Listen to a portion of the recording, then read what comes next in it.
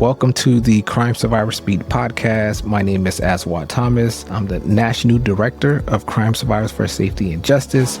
We are a growing national network, over 200,000 plus crime victims and survivors from all across the country.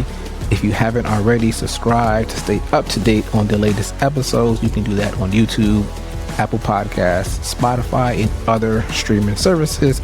Today, I'm here with another amazing leader, Miss Enako Jefferson. Enako is a crime survivor, a human rights advocate, and a facilitator with the Jireh Shalom Foundation. For over 2 decades, Enako has worked at the intersections of healing and justice, supporting both survivors of violence and those responsible for harm. She's a bridge builder, a policy advocate, a mentor committed to creating trauma-informed alternatives to extreme sentencing, including life without parole. Through her work with organizations across California and beyond, including our Crime Survivors for Safety and Justice, Enako brings compassion, conviction, and a deep belief that healing is not a solo act, but something we do together in community. Enako, welcome to the Crime Survivor Speak podcast. How are you doing today? Thank you. It's an honor to be in this space. I do not take it lightly. Anytime I have a chance to share, I'm learning. This is my classroom. So thank you. Awesome. Thank you so much. I'm excited to speak with you today, given your work across the country, your story, and also your expertise. Could you share how your personal loss and faith have shaped your journey into survivor leadership and your healing philosophy? My journey started way before the trauma of my son being murdered, my nephew, and my sister. I've lost 3 vital people within the last 14 years. I actually started off in this field of working with those who harmed. I was a dance major and had to do a thesis for teaching dance to children. Every time I would do a class or go to a school, the kids would come and go.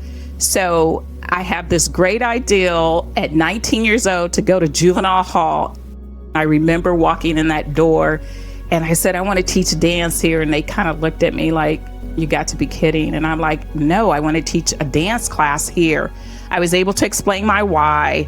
Long story short, they sent me to a unit where kids can only come out 1 hour. They were 14 to 17 and a half. They were being assessed to be sentenced as adults because of the crimes that they had done. And I remember they were saying, we're gonna go over some of the reasons why they're here. And I said, I don't wanna know.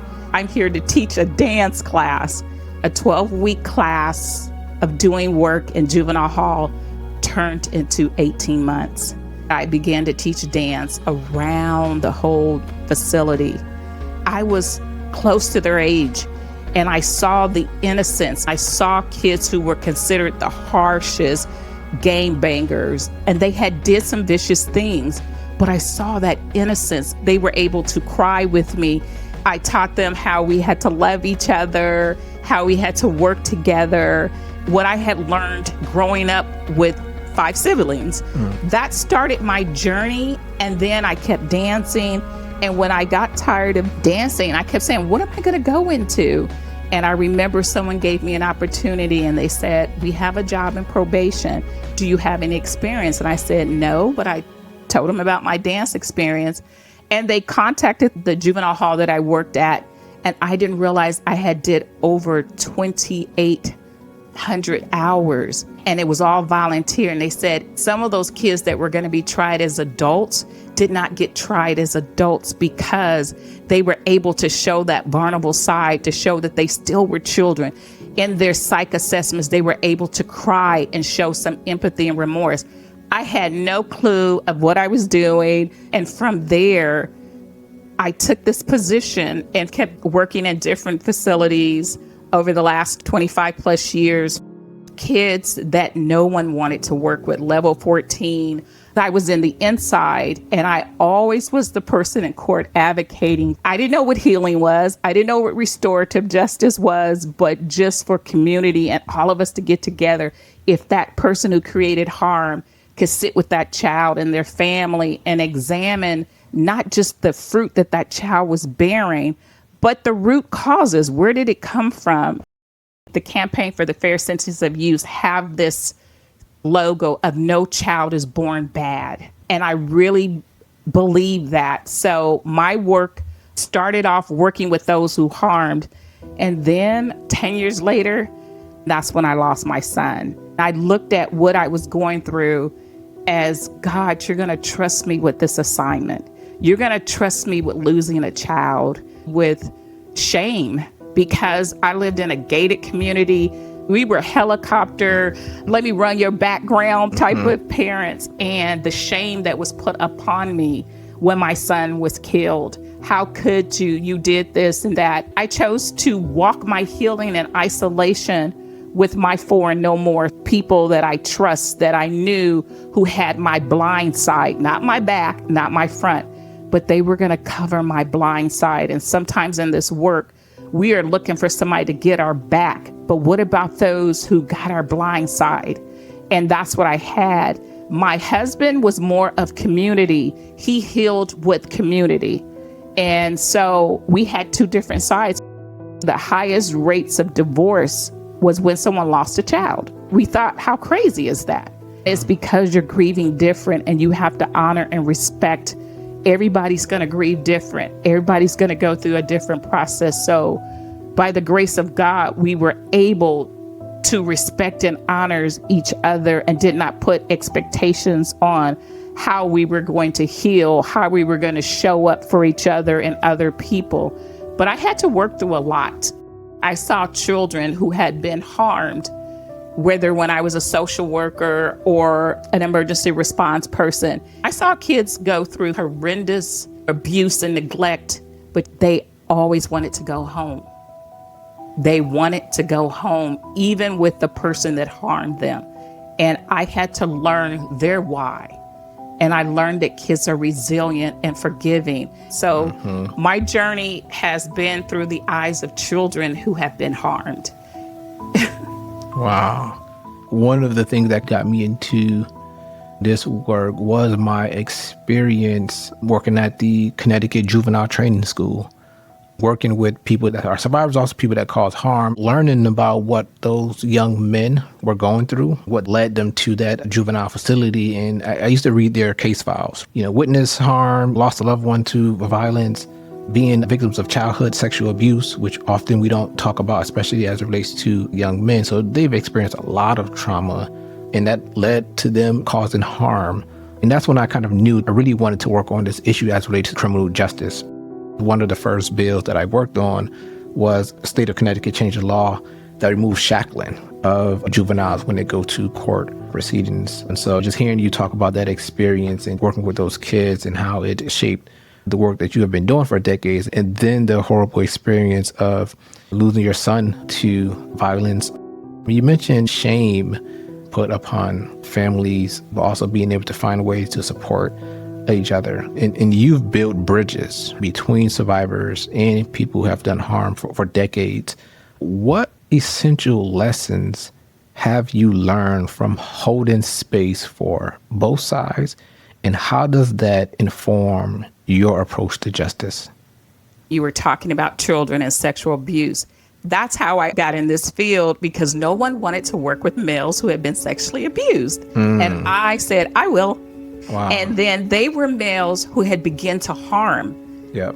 And so 20 years back, I took all the things I learned from pedophiles, from perpetrators, and how parents and loved ones and caretakers protect their children. And because I was not fearful and I looked at them with eyes of humanity and compassion, I was able to bridge those who harmed and those who had been harmed and sit in this circle.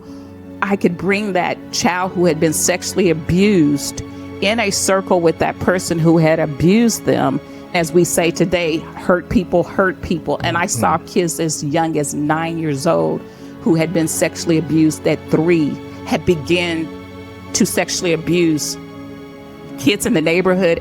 So it starts young. And if that person never gets healed or help and they're older, I had to do stuff with people with 60 and 70 in elderly care abusing people. And we don't think about the importance of healing. I think it's important for survivors and those who have harmed to build bridges. Real justice is real healing. It takes courage. And it's okay to say that you're angry, you're fearful. People are afraid to speak what's really in their heart. I learned that going inside prisons with organizations and seeing the people in there really hungry to heal and to make amends, I couldn't continue to do this work and build bridges between those who harmed and been harmed if I can't be real myself, if I can't be vulnerable, if I don't know what it is to speak my truth in love. And so I think it's important that as a survivor, that we know our pain, we know our anger, we know our loss, and especially when we're building that bridge. A reason why I use the term bridge is because bridges get us moving forward and back to different things. I've taken what I've learned spiritually, what I've learned professionally, what I've learned from those who harmed, and I had to build my bridge first to walk across. I love that, sharing our truth. I love what you mentioned. We take everything we've learned and put it together in our own way to help us heal, but also to help others. You've been an advocate for many issues, including advocating for a second chance for individuals sentenced to juvenile life without parole. Why, as a survivor, as a community leader, why is parole reform vital to you, and how have your experiences shaped that stance? I think it's vital because it's not just about accountability. I've learned so much from those behind the wall in their healing and process. I've met some amazing people who are doing time, create amazing programs for healing. These healing programs are not just taking people, holding them accountable, but giving them the tools to learn how to be responsible for the harm they cause. And we talk a lot about accountability, safety, but what about the bigger goal? Is that person sitting before that board and able to show how they're responsible for what they've done and how they're going to move forward? It was a person who was incarcerated who told me their healing took 15 years to realize that they had just been walking in accountability. He had been sexually abused since he was 9. He had to take responsibility for healing from that wounded little boy to adulthood. And I was like, you should share that in your parole hearing. Because a lot of times the parole is very structured, very cookie cutter. And I've had a chance to go to parole board conferences, working in probation, understanding that whole process. Sometimes it's a lack of communication and education and training. And for us all to come together and sit with each other, and those who have created harm, they are our solution. They're the solution. I've learned so much about harm, not from people who've been harmed, but those who created the harm. I've learned so much about healing from those who have harmed, and we don't ever look at that. And I think our parole board, people read these files and they already make these prejudgments instead of looking at, well, did that person have the right resources and tools to be successful? And when they're paroled, society won't allow them to be responsible, but you can't be accountable without responsibility. I can hold you accountable, but I can't make you responsible. That's your choice. And if you look at a lot of conversations, our legislator and people, they rarely talk about what is our responsibility as human beings, as a society. Man, you answered my question in more ways than one. Why it's so important to understand that survivors have different perspectives and different experiences, and also to see individuals as their full self, not what they've done, but what happened to them. When we look at the story or experiences of someone that has caused us harm, often that person was a victim long before they came in contact with the justice system and not getting any help or support. A big part of what you do here at Crime Survivors for Safety and Justice in California for Safety and Justice, we're launching a parole reform project. We're going to do a survey and also a policy as well. And so with your work through the Drop LWOP and also the Jireh Shalom Foundation, what legislation or policy changes do you believe are most urgently needed to expand second chances and parole access for young people and long-serving survivors? It's important for survivors to be at the table because, again, we're the experts. We're the ones who've been harmed, but we also have to come to the table ready and healed. Not perfectly healed, because I think this is a continuum. For survivors, you don't have to be perfect, but you have to figure out what is your assignment? What is your role in what you've been through? And how can you make a difference? How can you be a voice to be heard? Because I tell people there's a difference between listening to me and hearing me. Because when you hear me, there's change. So I think it's important for everyone to be at that table making these decisions and policies. I think with second chances, some people never had a chance. And that's one thing that has to be assessed and examined. And when I did human trafficking work, it took 5 years to stop calling kids prostitutes. That only came from training judges, gas station operators, everybody, understanding and being educated on what is considered sexual exploitation. A child can't consent to sexual anything until they're 18. So why are we calling them child prostitutes? They were being sexually exploited. You see the movement of human trafficking, but it took years to change the language and people's mindsets.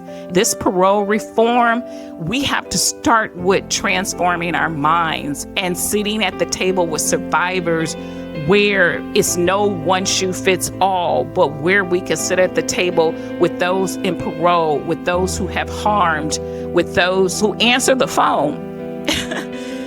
And like I said, I always had the courage to understand why. Why did that person do that? We've got into a society, especially with parole, doing a checklist. I know why this person killed that person, because they were evil. That's not a why. You know, with Crime Survivors for Safety and Justice, I'm proud of the work we've been doing this past decade, and also being able to be a convener of survivors. You know, we work with survivors across different experiences and bring organizations together. While we've made a lot of progress, we still have more work to do, right, to build those connections, to build those partnerships. I've been having a lot of conversations with the Campaign for Fair Sentences for Youth.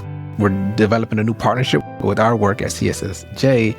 And Enako, like your faith, right, your identity as a faith-rooted leader, you know, that shapes your activism, your organizing deeply. How does your spiritual practice support your advocacy work, especially as it relates to restorative justice and parole reform? I remember the night my son, he lived for 10 days. We thought he was going to make it, but God had a different plan.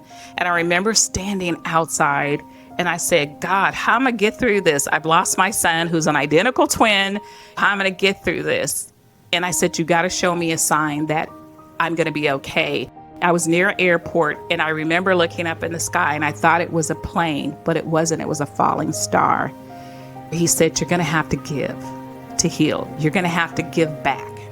You're going to have to surrender to me.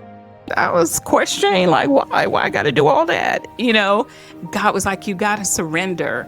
And I remember telling my husband, God said, we have to give. And so we started saying, okay, my son lived for 10 days. Let's do 10 days of giving. And it helped us. So we started in November when my son passed. We did 10 days of giving. And And that went on for 3 years. And we would just give to different things. And it wasn't just about us, but it was for us. Our healing was bigger. And I started looking at everything faith-wise. Everyone had to work for their healing.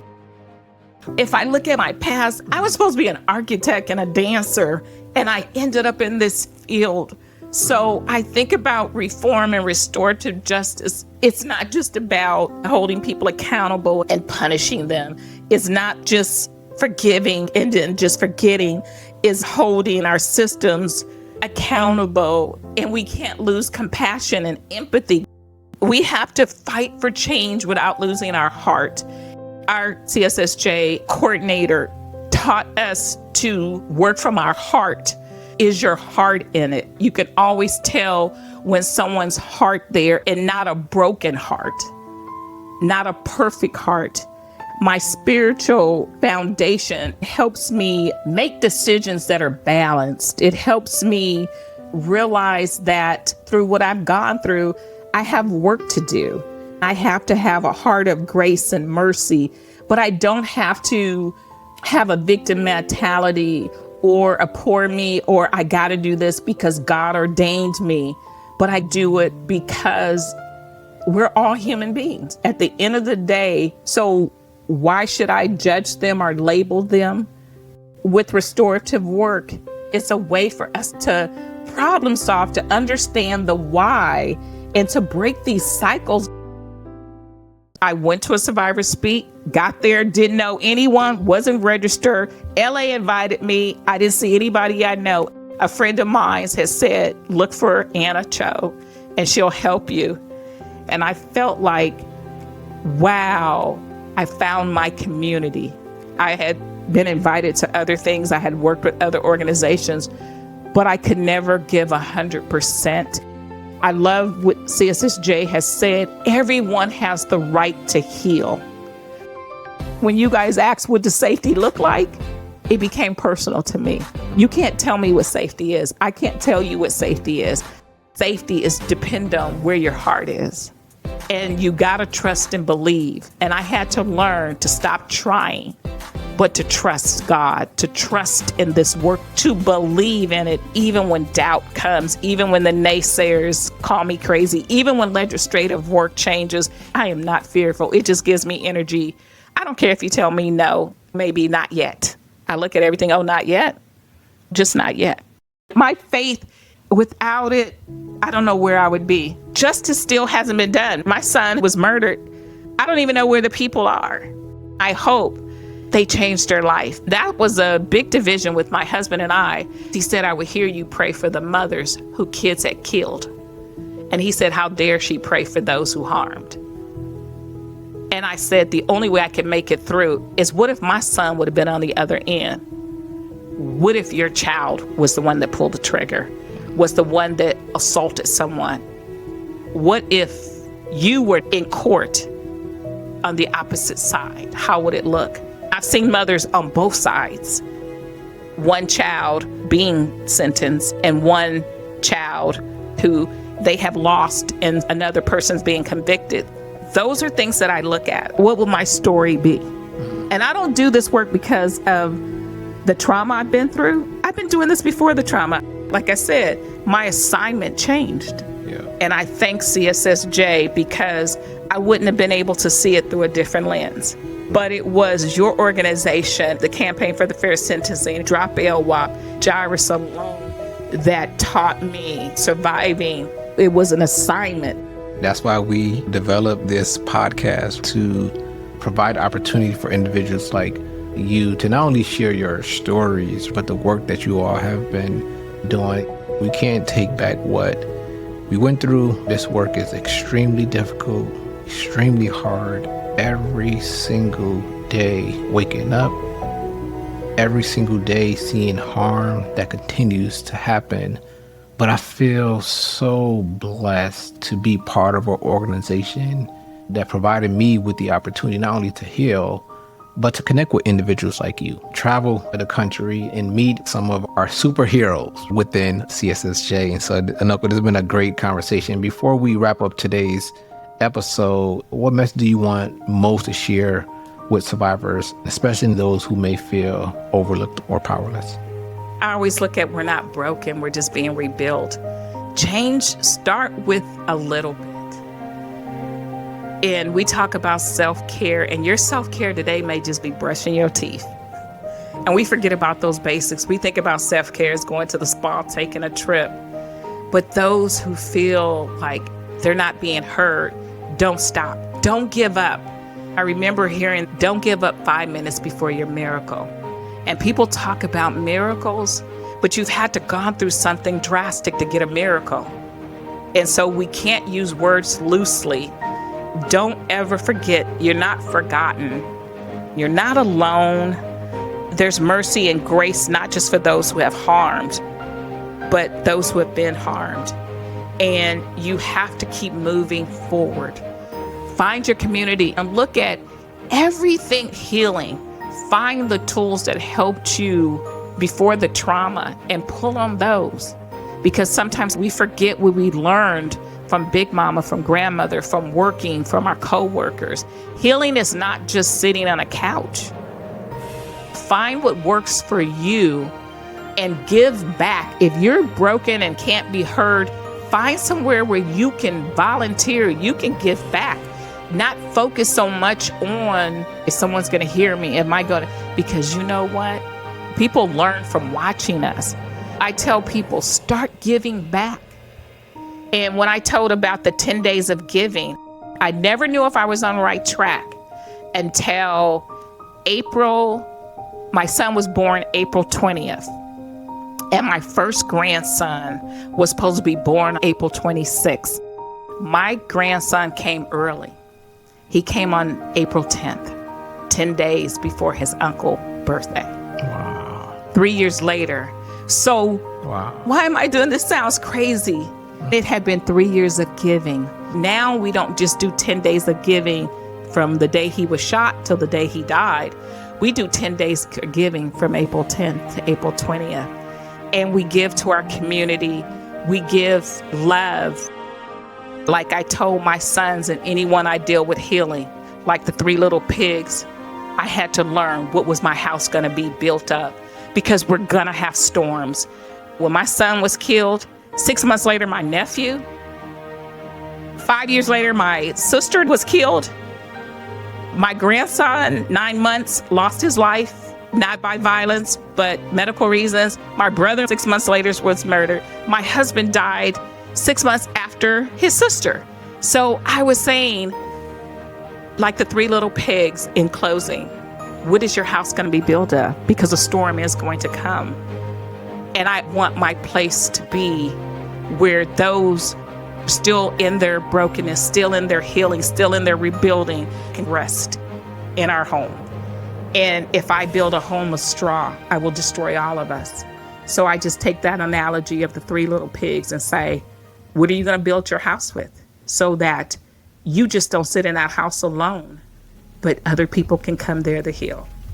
Wow. You all heard it from the source herself, Miss Enako. Survivors out there, you're not alone. You know, we all have to stop and rest, but we got to keep going. We got to keep moving forward.